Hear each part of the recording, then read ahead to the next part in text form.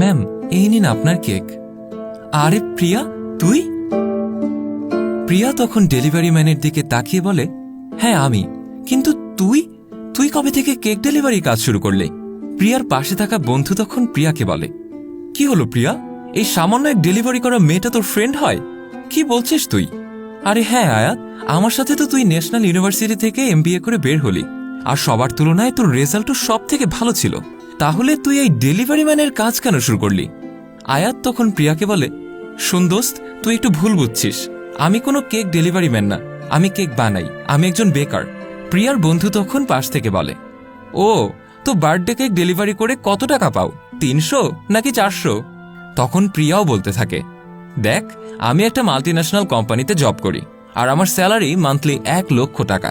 আর দেখছিস, আমার ফ্রেন্ডের মান্থলি ইনকামও 80,000 টাকা, আর তুই সামান্য কেক ডেলিভারি করছিস। আয়াত তখন তাদেরকে বোঝানোর চেষ্টা করে, আরে এটা একটা নর্মাল ব্যাপার, তুই আমাকে এক্সপ্লেইন করার সুযোগই দিচ্ছিস না, আর ব্যাপারটা কোথা থেকে কোথায় নিয়ে যাচ্ছিস। এই শোন, তোর কোনো কথাই আমি আর শুনতে চাচ্ছি না। আজকের পর থেকে মনে রাখবি, তুই আমার আর কোনো ফ্রেন্ড না, সো কল মি ম্যাডাম। আর তোর ডেলিভারি কত টাকা হয়েছে সেটা বল। আয়াত তখন শান্ত গলায় বলে, ম্যাডাম, আপনার ডেলিভারি 500 টাকা হয়েছে। প্রিয়া, তোর বন্ধু এত সস্তায় কেক ডেলিভারি করে? আমি ভাবছি আমার বার্থডের দিন ওনার কাছেই কেক বানাতে দিব, তাও আবার 5,000 টাকার, সাথে 500 টাকার টিপসও দিব না। এই কথা বলেই প্রিয়া আর তার বন্ধু হাসাহাসি করতে লাগে। প্রিয়া তখন তাড়াতাড়ি করে বলে, এই নে তোর টাকা, আর তাড়াতাড়ি কেকটা দিয়ে এখান থেকে চলে যা। Thank you madam. এরপর প্রিয়া এবং তার বন্ধু রাস্তা দিয়ে হাঁটতে সময় দেখে আয়াত তাদেরই বসের সাথে কি যেন কথা বলছে। এই দেখ দেখ, এটা তোর ফ্রেন্ড আয়াত না? হ্যাঁ, কিন্তু ও আমার বসের সঙ্গে কি করছে? তখন প্রিয়া এগিয়ে গিয়ে বলে, স্যার, আপনি এখানে কি করছেন, আর ওর সাথে আপনার কিসের সম্পর্ক? আয়াত তখন বলতে লাগে, আচ্ছা শোন, আমি তোকে এক্সপ্লেন করছি। কিন্তু তখনই প্রিয়ার বন্ধু পাশ থেকে বলে, এই আয়াত, তুই চুপ কর তো। শোন প্রিয়া, ও আসলে তোর বসকে ইমপ্রেস করার জন্য এখানে চলে এসেছে। কিরে আয়াত, সত্যি নাকি? সামান্য কেক বিক্রি করে তোর মন ভরেনি না? এখন চলে এসেছিস আমার বসকে ইমপ্রেস করতে? ঠিক তখনই বস বলে ওঠে, আরে তোমরা এসব কি যাতা বলছো? তোমরা জানো উনি কে?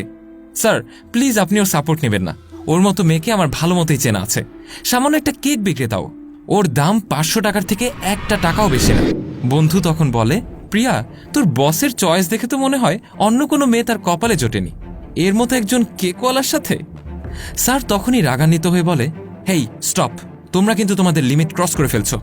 ম্যাম, আপনি আর আমাকে বাধা দিবেন না, দেখুন আমি ওদের দুজনের কি করি। আয়াত তখন বসকে নাম ধরে বলে, তুষার স্টপ, ছাড়ো তো ওদের প্লিজ। স্যার, আপনি ওর মতো একজন সামান্য বিক্রেতাকে ম্যাম বলে রাখছেন কেন? আর তুই বা স্যারকে থামাতে গেলি কেন? তুই জলদি আমাকে সত্যিটা বল।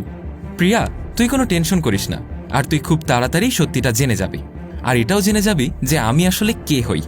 স্যার তখন প্রিয়া এবং তার বন্ধুকে উদ্দেশ্য করে বলে, শুনুন, আপনাদের বড় একটা কোম্পানির সাথে মিটিং করতে হবে। আমি একটা কার্ড দিচ্ছি, আপনারা দুজনেই সেই ঠিকানায় চলে যাবেন। ওকে স্যার, আমরা দুজনে এখনই চলে যাচ্ছি অফিসে। প্রিয়া এবং তার বন্ধু তখন একটা অফিসে যায়। ম্যাডাম, আমরা কি আসতে পারি? ওপাশ থেকে ম্যাডাম তখন তার মুখটা ফাইলে ঢেকে বলে, হ্যাঁ কামেন। তুষার আপনাদের আসার কথাই বলেছিল। প্রিয়া তখন দেখতে পায় বসের চেয়ারে আয়াত বসে আছে। আয়াত, তুই এখানে? শুনুন, একদমই আমাকে নাম ধরে রাখবেন না, আমি এই কেক ফ্যাক্টরির একমাত্র owner, so call me madam. What? Madam, আপনি এই কথা আমাকে আগে কেন বলেননি? শুনুন, আমি আপনাদের আগে অনেকবার বলারই চেষ্টা করেছিলাম। সেদিনের কথা মনে আছে? সেদিন তোমাদের সাথে অনেকগুলো কথা বলার চেষ্টা করেছিলাম, কিন্তু তোমরা আমাকে কোনো কিছু এক্সপ্লেইন করার সুযোগই দাওনি। আর যেদিন রেস্টুরেন্টে তোমাদের সাথে দেখা হলো, সেদিনও তোমরা অনেক খারাপ আচরণ করেছিলে আমার সাথে। আমি ইম্পর্টেন্ট একটা মিটিংয়ে ছিলাম, তাই সেদিন কিছু বলতে পারিনি। শুধু এতটুকুই বলেছিলাম যে তোমরা খুব শীঘ্রই জানতে পারবে। আমার জায়গায় যদি অন্য কেউ হতো তাহলে এটা করতো না, সে প্রতিবাদ করত। আর আমিও পারতাম তোমাদের অফিসে গিয়ে তোমাদের বসের কাছে কমপ্লেন দিয়ে তোমাদের চাকরিটা নট করে দিতে, কিন্তু তোমরা আমার বন্ধু, আর তোমাদের সম্মান নষ্ট করতে আমার আসলে ইচ্ছে হয়নি। আমি কখনোই তোমাদেরকে অপমান করতে চাইনি, কিন্তু তোমরা কিন্তু আমাকে অনেক বড় অপমান করেছ। প্রিয়া তখন কাতর কণ্ঠে বলে, ম্যাডাম, আমি না জেনেই আপনাকে অনেক কিছু বলে ফেলেছি ম্যাডাম। আসলে আপনার কাজকে আমি মূল্যায়ন করতে পারিনি। আপনি নিজ হাতে ডেলিভারি করতে এসেছিলেন, তাই আমি ভুলভাল ভেবে আপনাকে কত কিছুই না বলে ফেলেছি। আমাকে আপনি ক্ষমা করবেন ম্যাডাম। বুঝতে পেরেছি, কিন্তু আমি তো সেদিন তোমাদেরকে বলেছিলাম তোমরা শীঘ্রই জানতে পারবে আমি আসলে কে। আর এখন তো বুঝতে পারলে, এই পুরো কোম্পানির ওনারই আমি। তাই আমি আশা করব নেক্সট টাইম থেকে ফার্দার কাউকে দেখে এমন কোনো আচরণ তোমরা যেন না করো। সরি ম্যাডাম, আমাদেরকে আপনি ক্ষমা করে দেবেন। তখন প্রিয়ার বন্ধুও বলে, সরি ম্যাডাম, আমি আসলে এই ফ্রেন্ডের চক্করে পড়ে না বুঝে না জেনে অনেক কথাই বলে ফেলেছি। I am really sorry madam, আমার দ্বারা আর কখনো এরকম ভুল হবে না। আচ্ছা আচ্ছা, কোনো সমস্যা নেই, তোমরা আমার পূর্ব পরিচিত বন্ধু বান্ধব, এজন্যই তোমাদেরকে আমি আর কিছু বলছি না। তবে সব থেকে বড় কথা হলো তোমরা তোমাদের ভুলটা রিয়েলাইজ করতে পেরেছ, এটাই আমার জন্য অনেক। তবে আমি আশা করব এরকম ভুল তোমরা ফার্দার আর দ্বিতীয়বার করবে না। যাও, এখন এখান থেকে আসতে পারো। থ্যাঙ্কস ম্যাডাম, আপনাকে অনেক বড় ধন্যবাদ। ভিডিওটি ভালো লেগে থাকলে লাইক, কমেন্ট এবং শেয়ার করতে ভুলবেন না। কমেন্ট বক্সে জানান আপনার মূল্যবান মতামত।